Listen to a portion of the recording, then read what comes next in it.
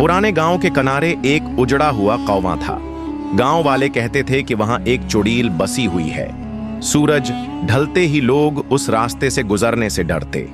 कहते हैं कई साल पहले एक मासूम लड़की पर जुल्म हुआ और उसे इसी कौवे में मार दिया गया।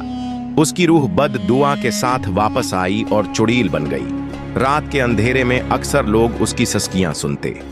उसके लंबे बाल जमीन पर घिसटते और आंखें दहकते अंगारों की तरह चमकती।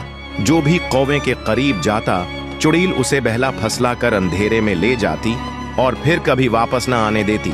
गांव वाले सख्त खौफजदा थे। बच्चों को मना किया जाता कि शाम के बाद उस तरफ न जाएं।